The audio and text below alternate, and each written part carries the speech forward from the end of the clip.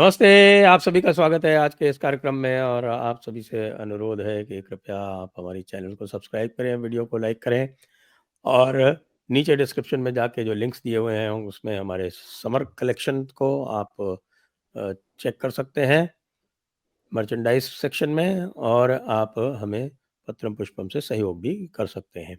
हमारे साथ है आज पथिकृत पाइन जी और पथिकृत पाइन जी से हम बातचीत करेंगे जो भी हमारे इर्द-गिर्द चल रहा है, यानी कि पाकिस्तान और बांग्लादेश। स्वागत है आपका पथिकृत जी।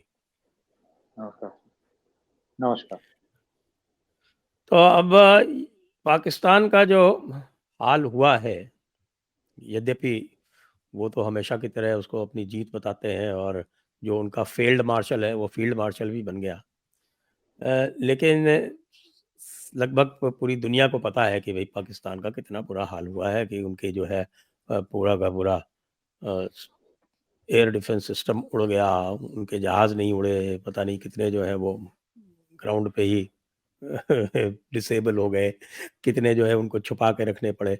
यानी कि तीसरे दिन तो उनकी वायुसेना जो थी वो उड़ने लायक नहीं बची थी।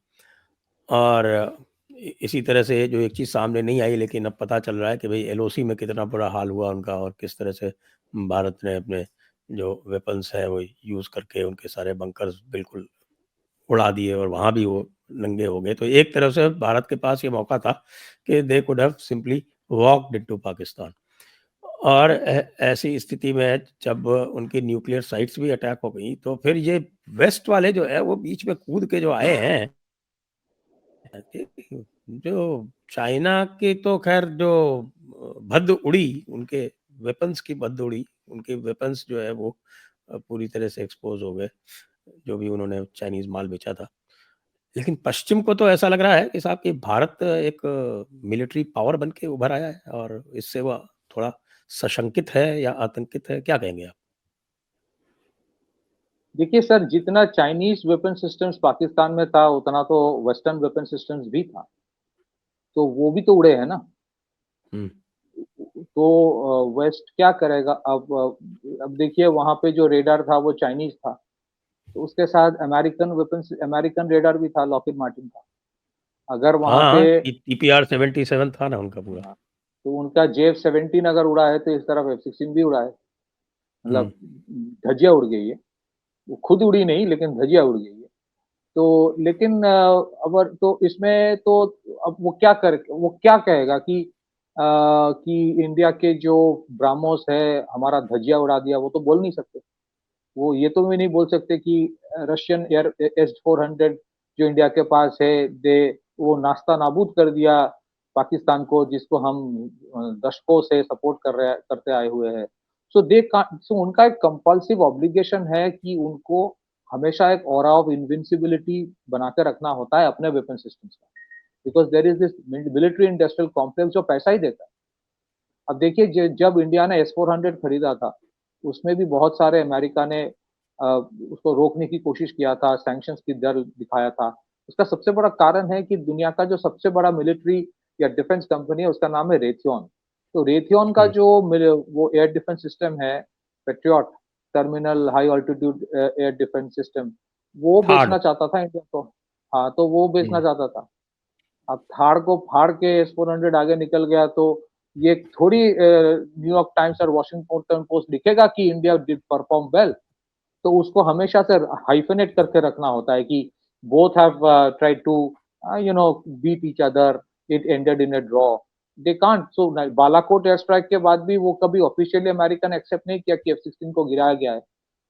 अभी भी एक्सेप्ट नहीं करेगा कि ना सिर्फ एयर डिफेंस सिस्टम बल्कि फाइटर जेट्स दे वर और उसके बाद आई एम श्योर ये जो नेविगेशनल सैटेलाइट जिसका हेल्प पाकिस्तान को मिलता है उसके खुद का तो है नहीं। तो जीपीएस कोऑर्डिनेट सिर्फ चाइना से मिलता है। It is difficult to believe वो वेस्टर्न सैटेलाइट से भी मिलता होगा। So there is this देखिए they are very upset what has happened। उनके लिए a soft India serves the purpose। इसीलिए देखेंगे आप उनके वहाँ पे जो इंडियन एकेडमिक्स के लोग हैं वेस्टर्न वेस्टर्न वर्ल्ड में उसको हमेशा यही सिखाया जाता है कि आप सॉफ्ट पावर की बात करो। आप बोलो कि इंडिया का सबसे बड़ा पावर है वो इंटॉलरेंट नहीं है। उसको बोलो कि आप टॉलरेंट हो, यही आपका, that is your hmm. Power, वो आप सुपर पावर हो इसी वजह से। ये सब बकलोली सिखाया इसीलिए जाता है, सो दे नेवर एस्टिमेटेड कि इंडिया 3 दिन 2 ढाई दिन में ये सब कर देगा। आज तक even even let me tell you, cruise missile सबके पास है, सुपरसोनिक क्रूज मिसाइल भी होगा, लेकिन ब्राह्मोस जिस तरह से फंक्शन करता है अभी तो ये सिर्फ एयर लॉन्च वर्जन है, उसका जो नेक्स्ट जनरेशन है वो भी और भी खतरनाक है। सो फ्रैंकली अगर आप मुझसे पूछे इंडिया ने कितने इस्तेमाल किया, कितने वेपन सिस्टम्स का सिग्नेचर बाहर किया, it is not even 10%. 90% is still kept in the closet. उसको पता नहीं है कि ये कैसे परफॉर्म, वेस्ट को पता नहीं है कि कैसे परफॉर्म करेगा। उसको लग रहा है कि अगर ये ऐसे परफॉर्म कर रहा है हम्म। कि वो 23 मिनट में 9 टेरर बेस को उड़ाने के बाद फोन करके डीजीएमओ की तरफ से एक मैसेज हॉटलाइन में रखा जाता है कि उड़ा दिया है, बट तुमको नहीं, टेरर बेस को कुछ करना मत, नहीं तो रिटालिएट करेंगे। No, this is not the India they are ready to accept. So what will they do? अगर आईएमएफ लोन दे रहा था पाकिस्तान को, क्या इसीलिए दे रहा था कि वो गरीब है? नहीं। क्या इसलिए दे रहा है कि नहीं नहीं वो दे विल फाइट टेररिज्म? नहीं नहीं, ताकि वो फॉर टेरर फाइट कर सके। So Pakistan was fighting this war for terror, not against terror. It was not hmm. Fighting against India per se, it was fighting for terror. IMF ये जानबूझ के पैसा दे रहा था कि किसी को तो टेरर चाहिए ना टू टेरर कंटेन का इंडिया। माहौल बनाए रखो। हाँ, they need somebody to contain India. वो हाँ जाहिर है कि they don't want India to be destroyed, but they want India to be on a fire fighting mode. They don't want India to go to the next, to take the next quantum leap. आप उसको उलझा के रखो। तो उलझाने के लिए see American after the Vietnam war, और खास करके even from the Afghan war भी अगर देख लेंगे, they actually they look for mercenaries to fight their war, and Pakistan is a country which is like mercenaries for hire. Chinese तो पूरे mercenaries के ऊपर डिपेंड करता है, so they will arm them. और अगले 2 साल में via Turkey they will weaponize Pakistan. उसका फायदा होगा कि नहीं होगा, that is a different thing. But let me tell you, ये जो डोनाल्ड ट्रंप अचानक बोलने लगे कि Pakistan beautiful people will do great trade, आपको क्यों लगता है ये बोल रहा है? उसको पता नहीं कि इंडिया और पाकिस्तान में फर्क क्या है? उसको पता है, लेकिन उसको ये पता है इसीलिए वो बोल रहा है। उसको पता है एक $400 बिलियन का जीडीपी भी नहीं है, अगला 13 बार भीख मांग के कभी वापस नहीं किया पैसा, और दूसरा वाला $4.5 ट्रिलियन होने वाला है। Third largest economy in terms of purchasing power parity है, fourth largest in terms of nominal GDP है। प्रॉब्लम अमेरिका का वहीं पे है कि आज हम ना चाइना को संभाल पा रहे, कल तो इंडिया को संभाल नहीं पाएंगे। So they will always try to hyphenate. और हमें ये समझना चाहिए, अनफॉर्चुनेटली हमारे लोगों को समझ बहुत कम है इन टर्म्स ऑफ जियोपॉलिटिक्स। क्योंकि सर जियोपॉलिटिक्स ऐसी चीज है ना, लोगों को इंटरेस्ट है, it's very nice, but it has various layers. अगर आप वेस्टर्न मीडिया पढ़ेंगे, western media will never say कि इंडिया ने परफॉर्म बेहतर किया, और उस western media will always pin you down. और उसको पढ़ के हमें लगता है कि तब तो मतलब कुछ किया ही नहीं इंडिया ने। जिस तरह से इंडिया इकोनॉमिकली ग्रो करता है तो वो माइलस्टोन और बेंचमार्क बदल दे के देता है, बोलता है नहीं नहीं नहीं, GDP is not important, per capita GDP is important. तो फिर आपको परचेसिंग पावर पैरिटी में दिखाओगे तो पर कैपिटा जीडीपी भी ठीक ठाक है इन रूपी टर्म, तो वो उसको भी प्रॉब्लम, नहीं नहीं नहीं एचडीआई इज इम्पोर्टेंट, एचडीआई ठीक कर दो, स्वच्छ भारत करके इधर उधर करके बोले नहीं नहीं दैट इज नॉट इम्पोर्टेंट, अपने एनवायरमेंट को प्रॉब्लम कर रहे हो। ये करता रहेगा वो, और हम उसी में उलझ के रह जाते हैं। हमारे जो एडुकेटेड इलिटरेट्स है, we get stuck in that. Educated illiterates की तो बातें हैं, आजकल कोई सुन हाँ, नहीं रहा है, उनकी तो बहुत बुरी नहीं बट हालत है। ठीक है, सुन नहीं रहा है, but you know they will keep on hammering you with that. So मोटे तौर पे वेस्ट की प्रॉब्लम है, तो I will not be surprise अगर कहीं पे there is a strategic understanding कि भाई चाइना के साथ अमेरिका का प्रॉब्लम बहुत है, एवरीबॉडी नोज इट। कहीं पे एक अंडरस्टैंडिंग भी अगर हो जाए कि भाई इसको संभालने के लिए हमें दोनों को थोड़ा कहीं पे हाथ मिलाना पड़ेगा, तो प्लीज डोंट गेट सरप्राइज। अगर you are seeing an urgency on the Chinese part कि तुरंत पाकिस्तान को J-35 दे दो, या J-35 जो भी है उनका, जो भी, आई डोंट केयर, तो अमेरिका भी वही करेगा, वाया टर्की करेगा। आपको क्यों लगता है? आप देखो, Turkey was funding and arming Pakistan, है ना? हम्म। टर्की वाज, आपने देखा कभी नेटो की तरफ से एक स्टेटमेंट आया कहीं पे कि no don't support and fund Pakistan? ये वही पाकिस्तान है जिसके बारे में डोनाल्ड ट्रंप ने 2018 में ये ट्वीट किया था कि after giving $33 billion for fighting terror, all we got from Pakistan in return was nothing but lies and deceit. उसी पाकिस्तान को अब चने के झाड़ में क्यों उठा रहा है? Because Donald Trump today is an establishment guy, तब भी था शायद, but we had our problem. उस दिन का इंडिया असली इंडिया में फर्क है। So they know कि they have to contain this India.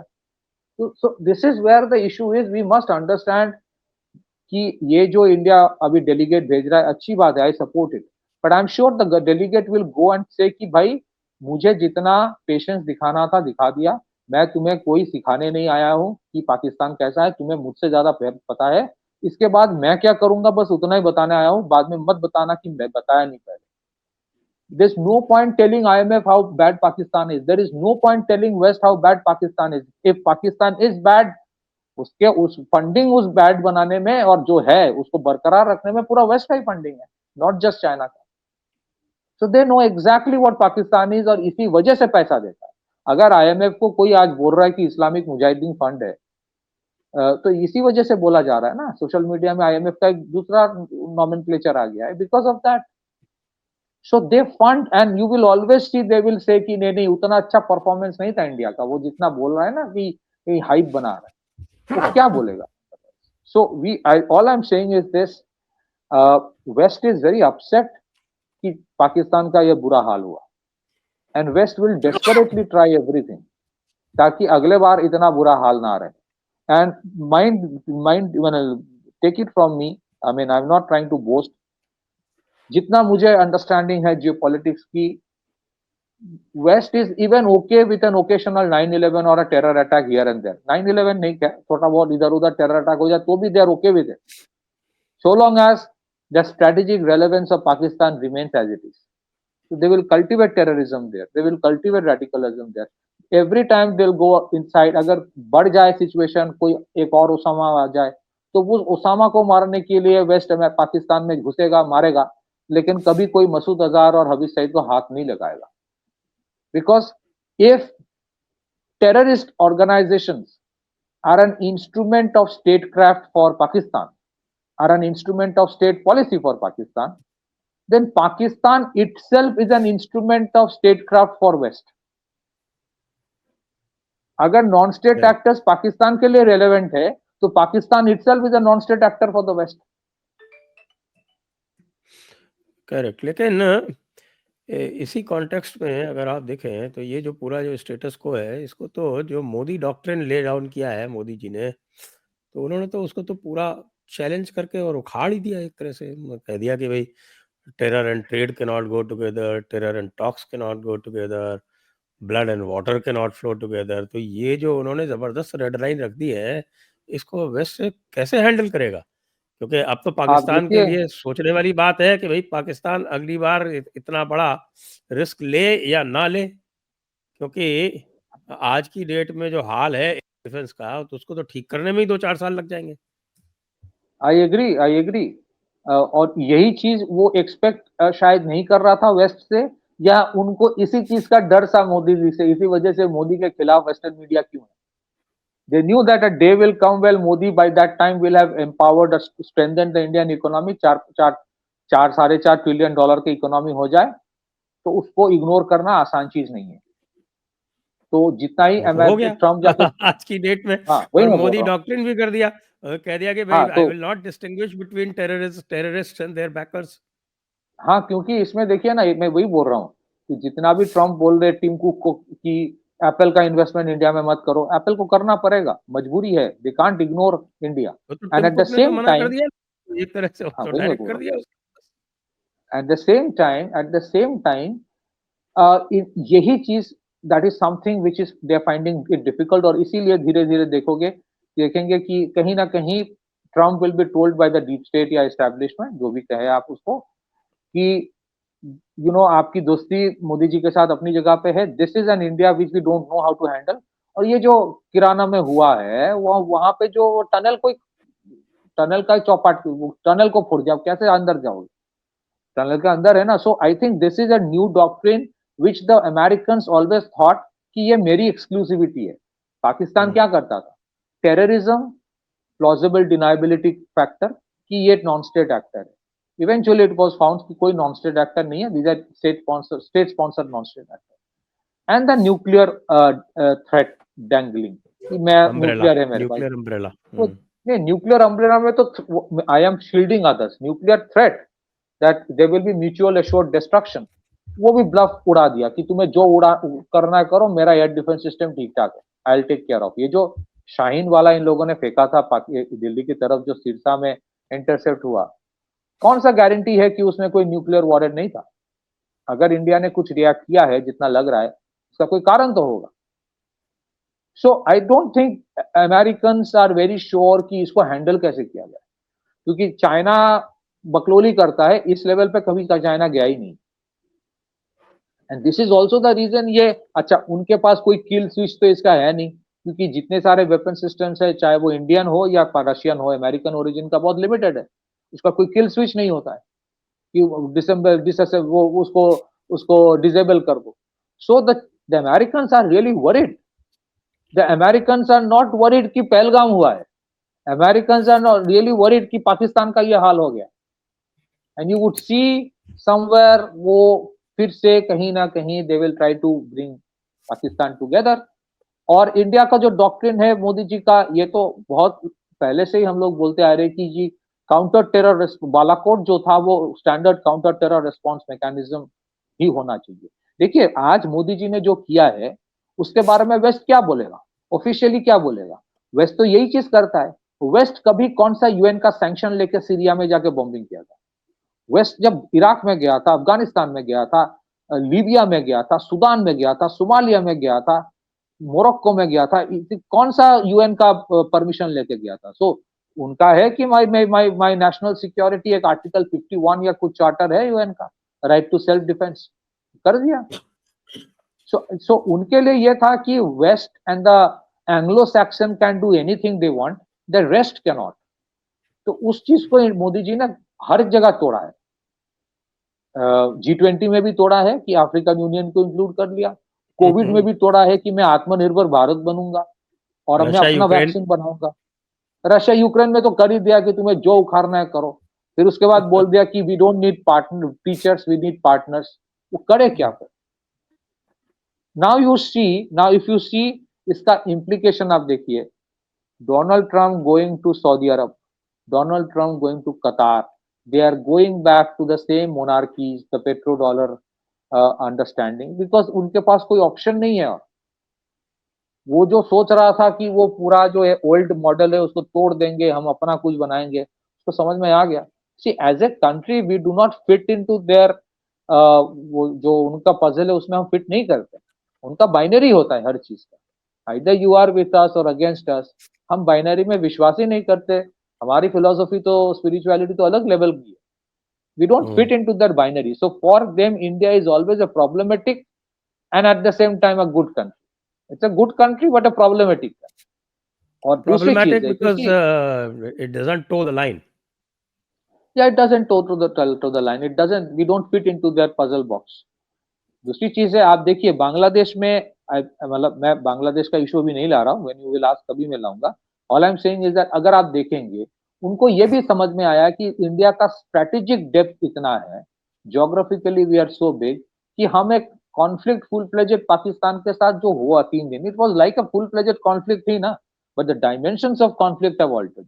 लोगों को आज आर्मी को अंदर जाने की जरूरत नहीं है, primarily it becomes aerial war. तो उनको लगा कि यार India can simultaneously fight a war and still run the economy pretty well. जो Without declaring लोकलाइज्ड, war.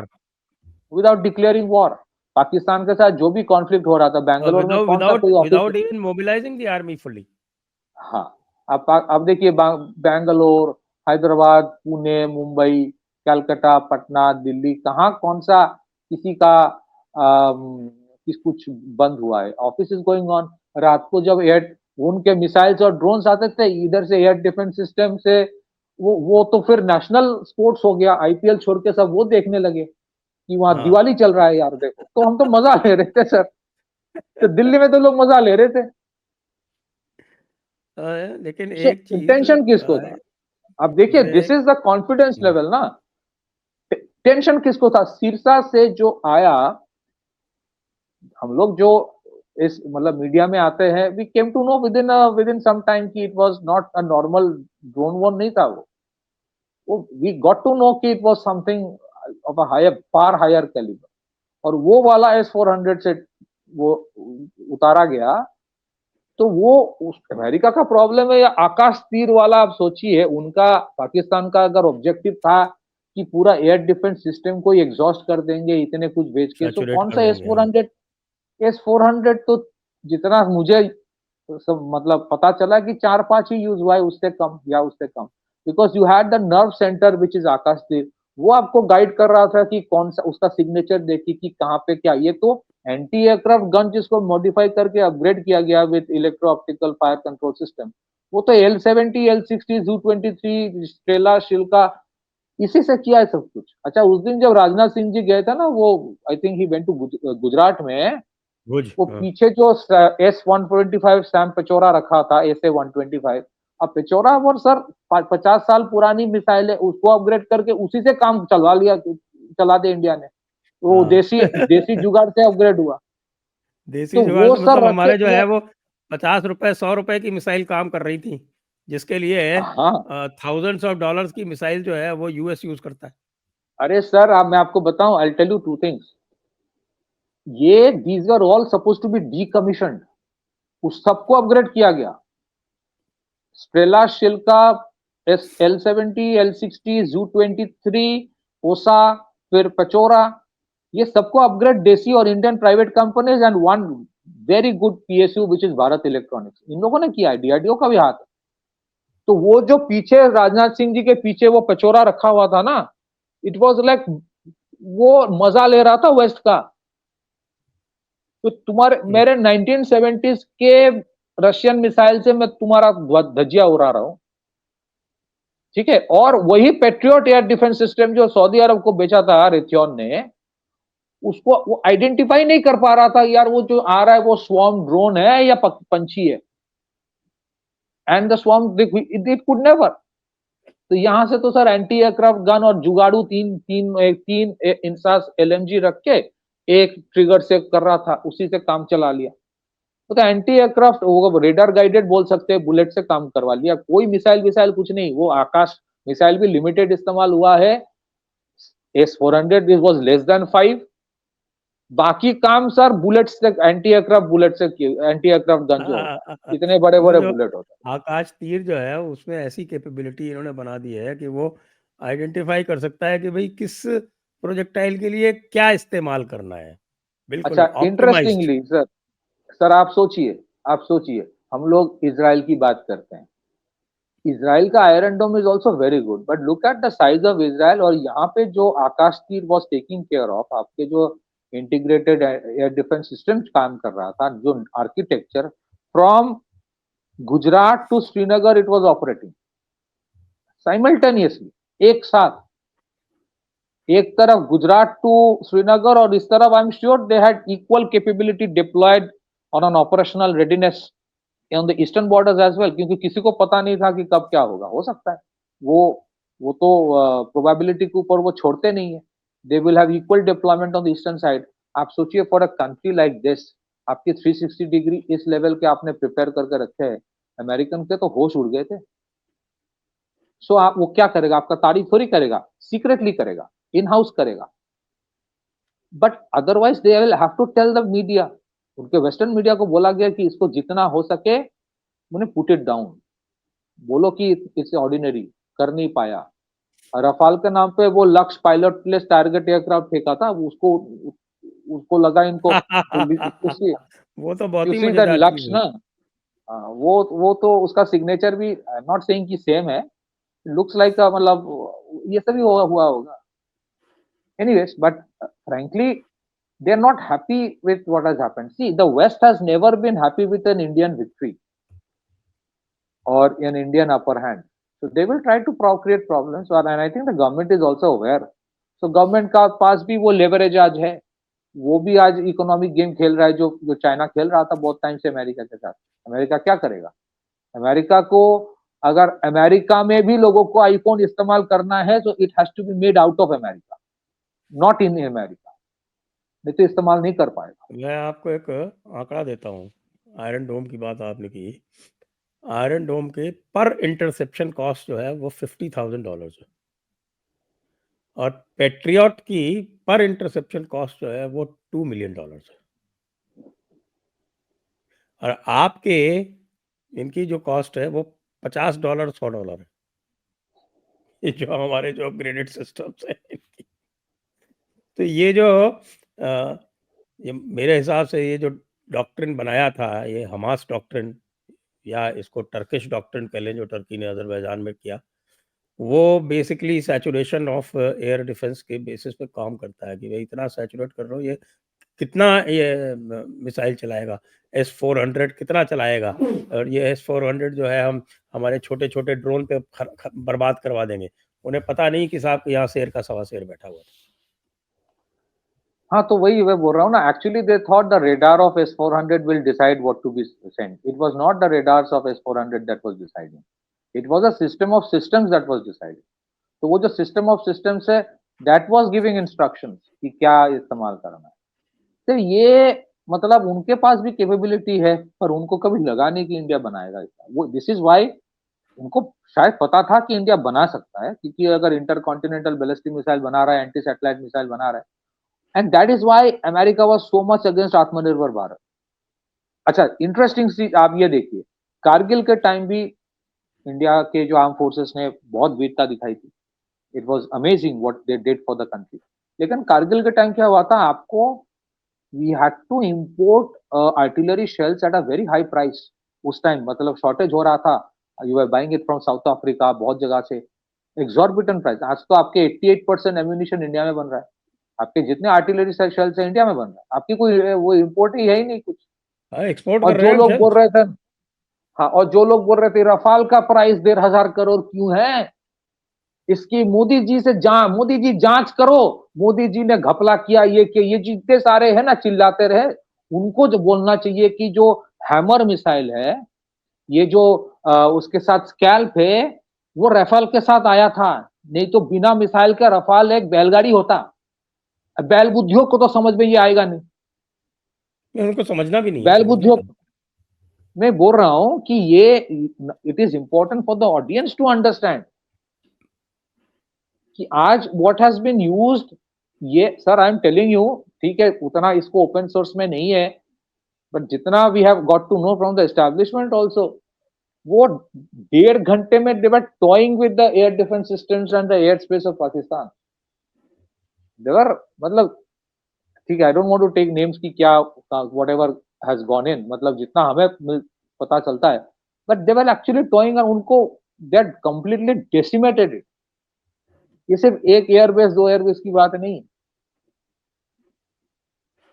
उनको ये और भी तो बहुत झटका लगा ना। देखिए, वो उन्होंने यूक्रेन को इतना एम्पावर किया। आप याद कीजिए, जब यूक्रेन का वॉर जो था वो शुरू शुरू में कितना इन्होंने साइऑप्स और इन्फो वॉर यूक्रेन के फेवर में किया था। इनके हिसाब से तो रशिया जो था वो कोलैप्स हो जाने वाला था। आज देखिए क्या हाल है।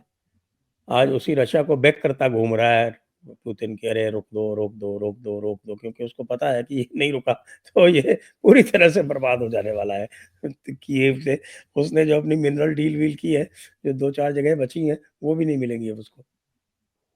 तो वेस्टर्न मीडिया तो सर जब लड़ाई शुरू हुई थी रशिया के साथ, हर 3 महीने में ये खबर आता था कि Putin has critical illness, he is life expectancy is only for another 3 month. हर 3 महीने में ये खबर आता था। तो वो हुँ। दे आर दे आर हमें लगता है ना कि वेस्ट हैज गॉट सिविलाइज्ड। ये हमारी प्रॉब्लम है सर, क्योंकि अच्छे अच्छे शहर बन गए, वो हमें लगा कि they are civilised. Sorry but they are the most uncultured uncivilised warmongers, वही कॉलोनियल पावर्स है। कुछ क्या चेंज हुआ है?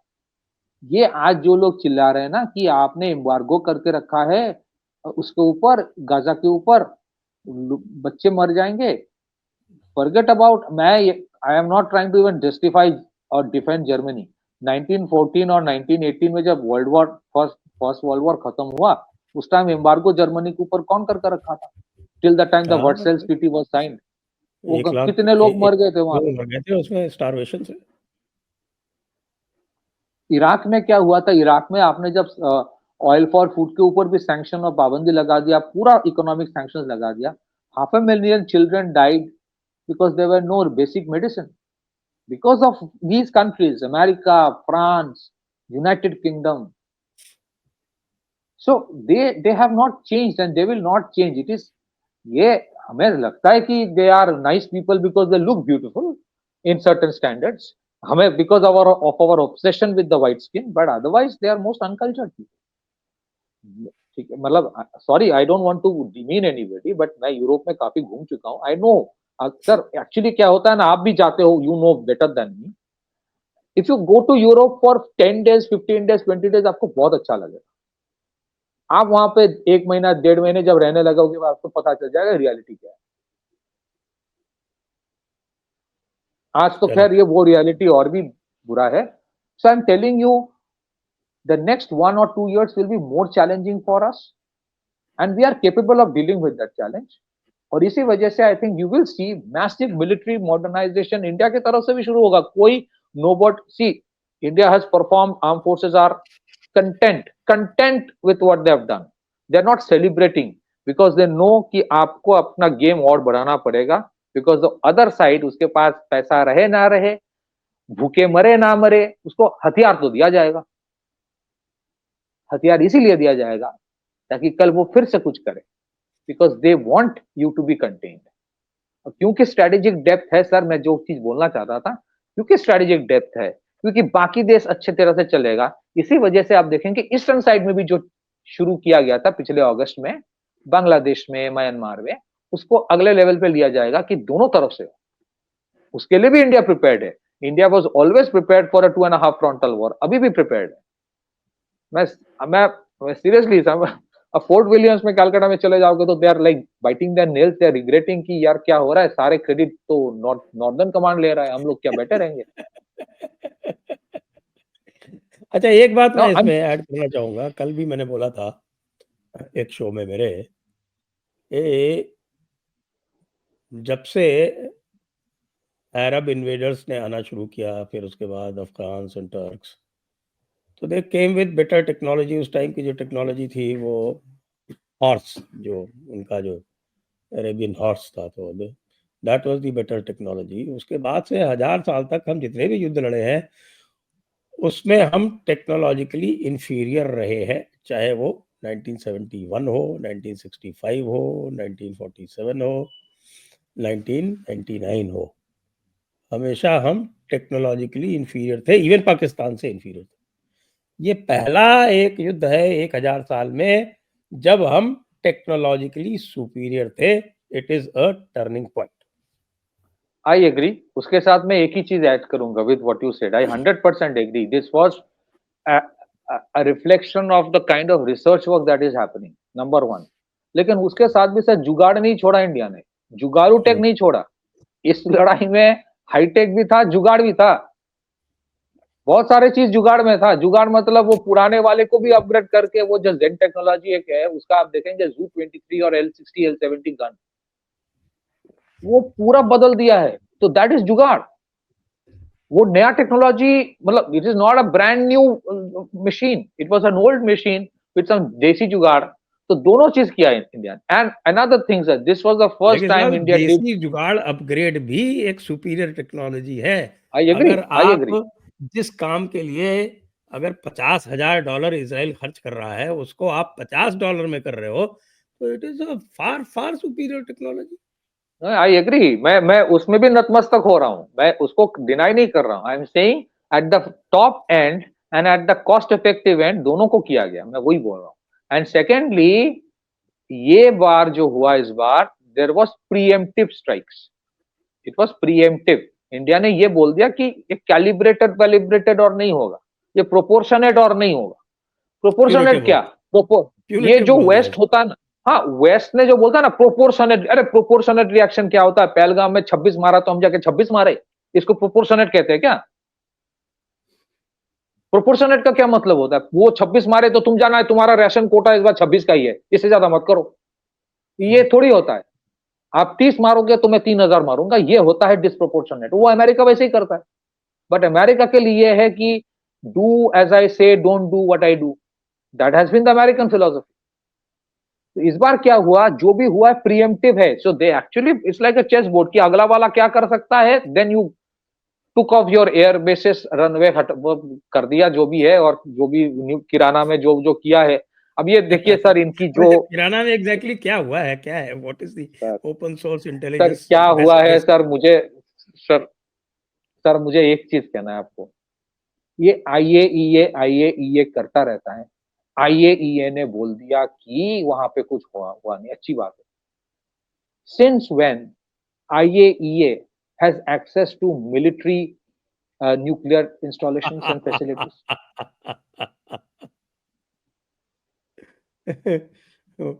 उनका तो काम ही सिविल उसका तो न्यूक्लियर एस्टेब्लिशमेंट को देखना है। सर आप बताइए फिर, बाकी छोड़ दीजिए क्या हुआ है, we are all guessing. IAEA क्या बोलेगा? अब अच्छा, आईएईए का has nothing to do with military installations, military nuclear facilities, तो फिर अब आईएईए से क्यों स्टेटमेंट दिला रहे? दैट मींस यू आर इसलिए ट्राइंग टू दिला रहे हैं हाइड क्योंकि समथिंग। उनको उनको पता है कि सब कुछ पता है, और उसको डिनाई करके तो बिल्कुल इंडिया ने कंफर्म कर दिया कि सब पता है हमें। That's what I am saying ना, इस बार प्रीएम्प्टिव हुआ है, जो भी हुआ है प्रीएम्प्टिव हुआ है। और ये दिस वाज लाइक टेलिंग कि look, I know, we know what you can do, we can take it to the next level. अभी तो that's why I am saying ना कि India has not even used 10%, ना 10% से ज्यादा ammunition इस्तेमाल किया है, ना 10% से ज्यादा अपना वेपन सिस्टम्स एक्सपोज किया है। मैं when that Balakot air strike happened, मैं कहीं पे ये बोला, बालाकोट एयर स्ट्राइक जिस दिन हुआ था उस दिन मैं लोकसभा टीवी में था। So there was an air marshal who had come that day. I will not name him. तो उनको मैंने पूछा था कि सर आप लोगों ने मिराज 2000 इस्तेमाल क्यों किया? ऐसे ही मैंने पूछा कि व्हाई नॉट सुखोई, क्योंकि ये सब पूछ रहा था कि सुखोई 30 क्यों नहीं इस्तेमाल। तो उन्होंने सिर्फ हंस के जवाब दिया कि पथिक वो that is for another day for a bigger operation, मुझे थोड़ी ये एक्सपोज करना है आज, ये उन्होंने कहा था। So Balakot was a one off operation, this was something else.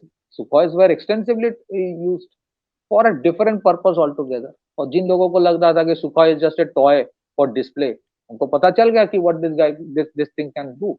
ये जो ब्राह्मोस वाला है, ब्राह्मोस अगर एयर लॉन्च्ड है, अगर एयर लॉन्च ब्राह्मोस का इस्तेमाल हुआ है, then there is only one aircraft in India which can launch BrahMos, that is the Sukhoi super. 30।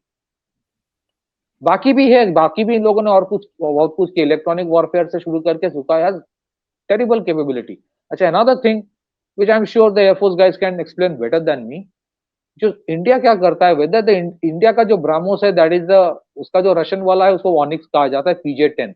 But India वाला जो अप यहाँ का एवियोनिक्स, यहाँ का जो रेडार सिस्टम्स, यहाँ का जो कमांड एंड कंट्रोल सिस्टम, वो खुद का इंडिया का बनाया हुआ, that is not the Russian one. Sukhoi 30 का एवियोनिक्स इंडिया के खुद के है, वेपन सिस्टम्स इंडिया के खुद के है, इंटीग्रेशन खुद करता है। The basic platform is from the Russian origin. इसी वजह से रशिया के पास जो सुखोई 27 है, उसके पास सुखोई 30 MKI नहीं है। The Sukhoi 30 MKI that India has, in many ways, it is far better off than the Russian Sukhoi 27। उसी का अपग्रेडेड वर्जन सुखोई 30 कहा जाता है। हाँ, रशिया के पास शायद सुखोई MKK कहे जाते हैं, but it has there is a huge difference. Physically दिखने में एक लगता है, but internally it is a completely different architecture altogether. So to look at the long story short, I think you would see lot of articles, ये constantly. अब Christine Fair को देख लीजिए ना, क्रिस्टीन फेयर the पागल way हो रही she है। is saying, no, see, it benefits the West to preach restraint, tolerance, soft power। ये सब उनको लगता, दिस इज फॉर इंडिया, क्योंकि उनको भी पता है कि ये हाथी है, वो उठता नहीं है, ये एलिफेंट है, लेकिन अगर उठ गया तो मुश्किल है, फिर तो फिर तांडव शुरू कर देगा। तो किया है इस बार, छोटा मोटा तांडव दिखाया। But I must say one thing to the audience, sir, from a position of strength, if you show strategic restraint और आप एक पीछे हट गए हो, you have taken one step backward, it requires tremendous resilience, patience, courage। क्योंकि sir, party को भी पता है, सरकार को भी पता है कि lot of people will say कि क्यों, व्हाई, और उनको शायद क्रिटिसाइज भी किया जाएगा। But the government wanted to show, look, my whole focus is economy, my focus is national security। Operation Sindoor was not about breaking India, to breaking Pakistan today। It will happen in its own course, implosion अंदर से होता रहेगा, उसके लिए जिसको जो करना है, अननोन गनमैन को जो करना है, बलोच को जो करना है वो करेगा. But Operation Sindoor was not about breaking Pakistan today. So they showed that strategic restraint, knowing कि within the country it will be criticized, knowing कि West अपना क्रेडिट लेगा, और ट्रम्प तो है ही क्रेडिट लेने के लिए. फिर 4 दिन बाद बोल दिया I may not have done much. मतलब ये है. So that time to show restraint, it is not easy. और उसी चीज से भी वेस्ट को थोड़ा प्रॉब्लम है यार. जब सब बोल रहा है कि लड़ाई करो, this country's government takes one step back, लेकिन जिस दिन अगर ये लोग ठान लिया कि महीने भर लड़ेंगे, तब क्या करेगा ये. आई रिमेम्बर वो वन वही थिंग. वाली बात है, आपको वो कंट्रोल नहीं कर सकते ना, तो they are feeling quite control helpless. नहीं कर सकते. I remember one thing, Galwan वाले इशू में सर एक चीज आया था. It was told, I don't know who had said it to the Chinese, I can only guess among the top 3-4. Somebody had said कि अगर गलवान में कुछ शुरू होता है, अगर Ladakh, if something starts in Ladakh, it will not end in Ladakh. तो वो मैसेजिंग जो था ना उस टाइम, जो जिस तरह का मिसाइल टेस्टिंग हुआ था, the Chinese new got the message कि ये तो शंघाई शेंजन हर जगह पहुंच जाएगा. अगले बार एंटी सैटेलाइट सिस्टम्स का भी इस्तेमाल होगा, क्योंकि अगर जीपीएस कोऑर्डिनेट्स दिया जा रहा है from the Chinese satellite. So you had to show, you have taken it to the next level कि मुझे पता है कि अगला लेवल तुम क्या कर सकते हो, so I am ready for that. That was the messaging. So this Operation Sindoor was a demonstration of capability. Revenge तो थोड़ा बहुत था ही, definitely, but it was कि now the onus is on the West to control Pakistan. We are not going to other countries to complain about Pakistan. This is the big change. Pakistan, वो बाकी जितनी जगह delegates को भेजा जा रहा है, nobody is going to go and talk about, complain about Pakistan. सबको पता है. So, हाँ but ji. the issue is what we will do. Back to you, sir. थोड़ा अब जरा देख ले कि अब ये बांग्लादेश में क्या हो रहा है. बांग्लादेश में सर वही होता है जब आप किराए का किसी को बिठा देते हो. तो army is very unhappy with Yunus. उसके बहुत सारे कारण हैं. एक तो अंदरूनी बहुत सारे इश्यूज जो हम पहले डिस्कस कर चुके हैं. आर्मी इज वेरी अनकंफर्टेबल जिस तरह से जो इस्लामिस्ट ऑर्गेनाइजेशन है उनको खुली छूट देके रखे गए हैं. आर्मी इज अपसेट कि जिस तरह से अननेसेसरीली यूनुस पंगा ले रहा है इंडिया से. सेवन सिस्टर बोल रहा है ना, तो तुमको ठेका किसने देके रखा है सेवन सिस्टर्स का. तो तुम it's a deliberate narrative Yunus is pushing. किसी ने कहा होगा उसको. तो फिर पिछली बार चाइना में जाकर बोला तो ट्रांसशिपमेंट बंद करवा दिया. टेक्सटाइल इंडस्ट्री की हो गई केएलपीडी, सॉरी बट. और इस बार जो किया गया, इस बार जो हुआ ना, इस बार जो हुआ है, बोला कि तुम्हारी जितनी एक्सपोर्ट तुम इंडिया में करते हो, तुम उसको लैंड से मत करो, तुम उसको शिपमेंट से लाओ, पोर्ट से लाओ. उसका कीमत 3 गुना हो जाएगा. अगर नॉर्थ ईस्ट में आप जाएंगे, अगर ईस्टर्न इंडिया में बंगाल में देखेंगे, there is a very popular Bangladeshi brand called Pran, PRAN, प्राण. उसका एफएमसीजी PRAN. स्नैक प्रोडक्ट्स है प्राण. वो काफी बड़ा एक वो है, मतलब एफएमसीजी ब्रांड बांग्लादेश का है. नॉर्थ ईस्ट में तो उसका बहुत सेल्स था, बंगाल में भी मिलता है. एंड दिस वन, उसको बोला गया कि तुम लैंड बॉर्डर से नहीं आओ, उसको आप तुम चिटागोंग ले जाओ, वहां से कलकत्ता पोर्ट आप, उसको तो हो गया मतलब. So their loss at least of प्राण only that if one particular company, उसका सिर्फ नॉर्थ ईस्ट में लॉस है 600 करोड़ का. और बंगाल और बिहार को पकड़ेंगे, थोड़ा बहुत नॉर्दर्न बिहार में जहां पे बहुत ही बॉर्डर से एकदम लगे हुए हैं बांग्लादेश, वेस्ट बंगाल बिहार में बहुत ही कम डिस्टेंस है वहां पे. सो इसका तो अलग होगा. Total loss to Bangladesh right now for this only is to the extent of around $800 million में 6-7 हजार crore. For Bangladesh it means a lot, खास करके जब आपकी टेक्सटाइल इंडस्ट्री की हो गई, बैंड बज गई, तो एफएमसीजी की बैंड बज गई. फिर इनपुट कॉस्ट का बहुत प्रॉब्लम है. फिर आप चाइनीज को बोल रहे हो लाल मुनीर हाट में बेस बनाओ, फिर आप बोल रहे हो तीस्ता के ऊपर कुछ प्रोजेक्ट करो, फिर आप सिलखली करके एक जगह है टेकनाफ नद के उधर, तो वहां पे एक पोर्ट की तरह है, तो वहां पे आप जगह दे रहे हो अमेरिकन को. फिर आप कॉरिडोर बना रहे हो यूएन के कहने पे from what is that corridor about?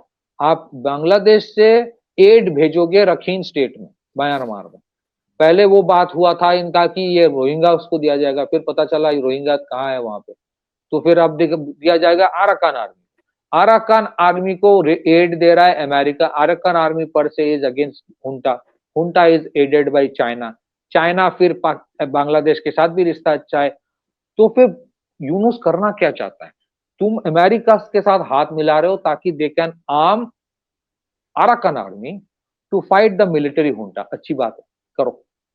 फिर आप चाइना के साथ भी हाथ मिला रहे हो कि नॉर्थ ईस्ट को ले लेंगे इंडिया के खिलाफ जाके। तो तुम दोनों में भी दोनों को ला रहे हो to fight against each other.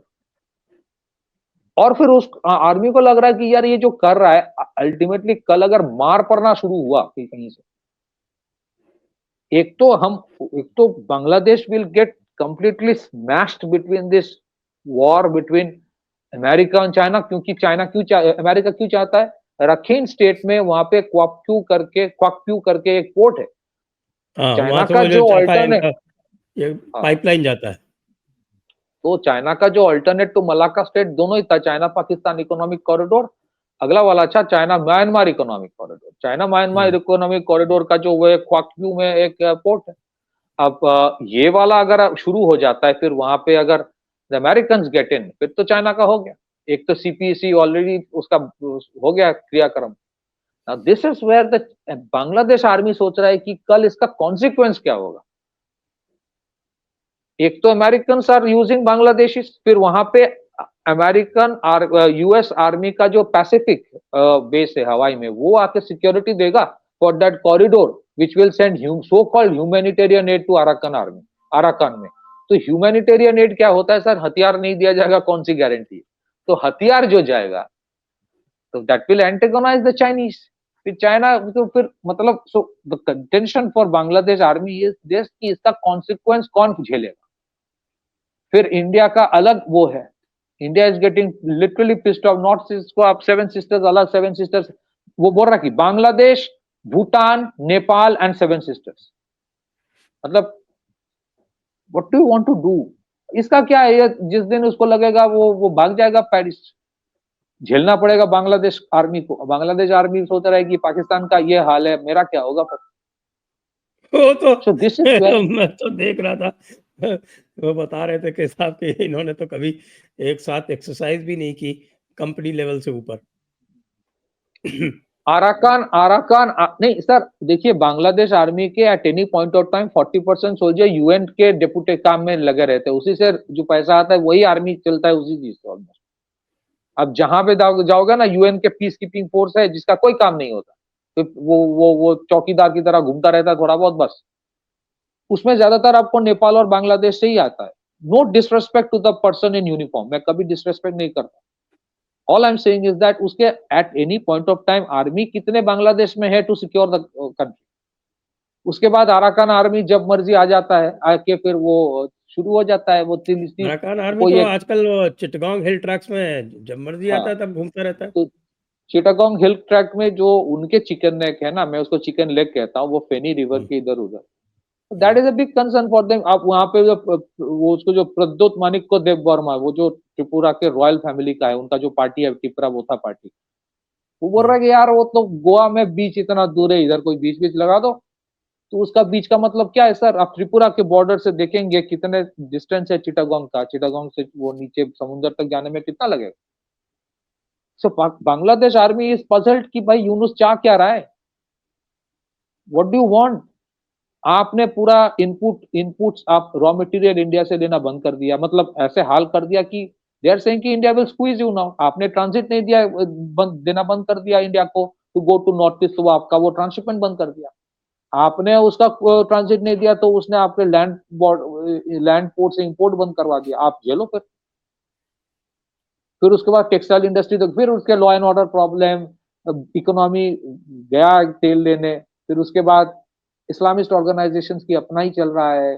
फिर आप ले जा रहे हो within the army also faction है ना, one faction is pro Jamaat, वो आईएसआई वालों को ले जाता है चिकन नेक की तरफ। So if you look at the exercise that happened, वो तीस्ता प्रहार करके नॉर्थ बंगाल हम्म, में, वो देवर एक्चुअली, अगर आप देखेंगे ना, खैर वो तो ओपन सोर्स में पिक्चर्स अवेलेबल है, लिटरली जो डॉक्ट्रिन है वो doctrine is very similar to what has been used in Pakistan. वो डॉक्ट्रिन सेम, हथियार, I am not saying exactly वही हथियार है, the doctrinal approach is very same, similar kind of weapon systems. Bangladesh कहाँ से लेके सर, मतलब बांग्लादेश की औकात ही नहीं है इस चीज को हैंडल कर। आप खामका अमेरिका को बेच देने के चक्कर में आप मार खाओगे, या तो चाइना आपके ऊपर गुस्सा होगा, वो तो होगा ही, आज नहीं तो कल। एंड देन यू इंडिया भी, अगर लाल मुनीर हाट में आप चाइना को बोलो कि यहाँ पे तुम एक फाइटर बेस बनाओ, फिर आप बैरख्तर के ड्रोन सॉल्व लोगे टर्की से, फिर ड्रोन घूमता रहेगा। सो ठीक है, इंडिया उतना रिएक्ट नहीं करता है कि that is not that big a problem, बाकी जो करना है वो करेंगे, but we are slow to react. लेकिन किसी दिन अगर चीज बिकम वेरी वोलाटाइल, वल्नरेबल, तो then you know what government is there. वैसे माहौल खराब है आजकल, खून खोल रहा है, दिमाग गर्म है सबका। मोदी जी क्या कर देगा फिर पता ही नहीं चलेगा। सही है। माहौल देख के काम करना चाहिए ना, माहौल देख के काम करना चाहिए हमें। आप, I am telling you, you go to, sir आप मेरी बात छोड़िए, आप फोर्ट विलियम्स जो है ना, ईस्टर्न कमांड का हेडक्वार्टर कलकत्ता में, हाँ, आपका कोई कांटेक्ट हो तो फोर्ट विलियम्स में फोन करके आप किसी से पूछ लो कि आपको कैसा लग रहा है, अभी कैसा लगता है, how is the josh. Army में क्या होता है ना, there is a very positive competitive mindset, is very positive, कोई नेगेटिव नहीं है, कि उनको लग रहा है यार वहां सब कुछ वहां होगा, why should they have all the fun, ये एक स्टेटमेंट है। तो मतलब टाइम फॉर देम ये टू हैव आर्मी, फन। ये आर्मी का जोश है। मतलब आई एम नॉट सेइंग कि कल को इसकी वजह से लड़ाई में जा रहा है। अब वो जो इसमें एक्सरसाइज किया, इतना बड़ा एक्सरसाइज कर दिया दिखाने के लिए, यार मैं भी तैयार हूँ, और ऑब्वियसली तैयार तो है ही, बिकॉज आपका अगर वहां पे कुछ चल रहा है तो आपके तो ऑपरेशनल रेडीनेस हर जगह होता है। Correct. So to cut the long story short, army is concerned in Bangladesh कि ऐसा चलता रहा। देखिए जितना ही बांग्लादेश के मीडिया हवाबाजी करे कि कुछ नहीं हुआ, कुछ नहीं, आर्मी को पता है वहां पे हुआ क्या है पाकिस्तान के साथ, दे नो इट। उनके भी तो इंटेलिजेंस है ना, वो बेवकूफ तो नहीं है। कोई भी आर्मी दुनिया का बेवकूफ नहीं होता, बेवकूफ नहीं होता, बाकी कुछ भी हो, पाकिस्तान का आर्मी कुछ और हो सकता है, लेकिन उनको भी पता है कि रियलिटी क्या है। वो बोलता कुछ और है, वो अलग चीज है, बट आर्मी का इंटेलिजेंस होता है। तो बांग्लादेश आर्मी को भी पता है कि जो हुआ अभी, इसका अगर 1/10 भी हो जाए तो तो फिर कौन झेलेगा। बांग्लादेश का तो काम तमाम है। So that is why if they take a decision कि भाई उसके ऊपर अवामी लीग को बैन कर दिया, अवामी लीग को बैन करने का मतलब ही Awami League will return to power, मतलब ऐसा ही होता है। This no point, BNP is against कि तुम क्यों बैन कर रहे हो, जमात इस्लामी से तुम क्यों कॉरिडोर दे रहे हो, why are you allowing the Americans to give corridor. So Jamaat is opposing the idea of the corridor, BNP is opposing the idea of banning Awami League. BNP बोल रहा है इलेक्शन कब होगा, ये इंटरिम गवर्नमेंट स्टेबिलिटी जिस दिन आएगा उस दिन इलेक्शन होगा, ये तो कभी स्टेबिलिटी नहीं लाना चाहता। ये जैसा माहौल करके रखा, कभी स्टेबिलिटी नहीं आएगा, यही सरकार चलेगा। यूनुस वो नोबेल प्राइज दिखाएगा, देखो मैंने को मेडल मिला, मैं ही चलाऊंगा देश। जो हमारे खिलाफ बोलेगा वो है अवामी लीग का बंदा। So BNP is not happy, Jamaat is not happy, army is not happy, ये अवामी। अवामी लीग को तो तो आप 2 बार बताइए। पहले भी बैन कर चुके हैं ये लोग। सो बांग्लादेश का क्या होता है ना, बांग्लादेश का जो पॉलिटिक्स है, it has always been very violent. आपको उसका थोड़ा सा, मैं ये नहीं बोल रहूंगा सेम है, बट उसका वेस्ट आपको बंगाल थोड़ा सा सिमिलर। बंगाल में भी दिखता है आपको। सो मैं आप तो अब वेस्ट बंगाल बांग्लादेश में, यू सी अच्छा आप, आई आई वेंट टू कलकत्ता इन 1977 और ये जो आपका लेफ्ट फ्रंट जीत के आया था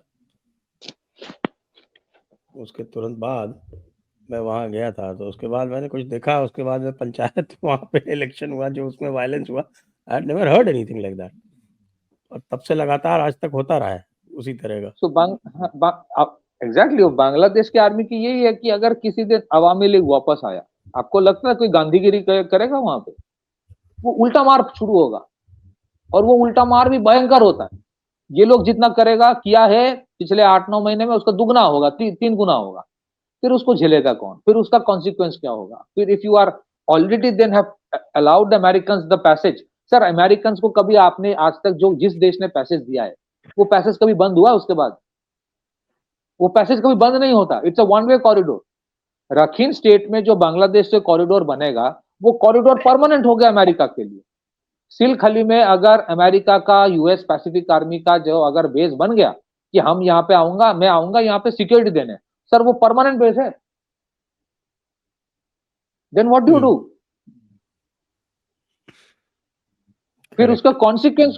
तो बांग्लादेश, मैं ये नहीं बोल रहा हूँ कि बांग्लादेश कोई इंडिया के लिए आर्मी, बांग्लादेश आर्मी इंडिया को फेवर करने के लिए कुछ सोच रहा है. नो, बांग्लादेश आर्मी खुद के लिए सोच रहा है कि भाई इसके बाद जो होगा उसको कौन झेलेगा.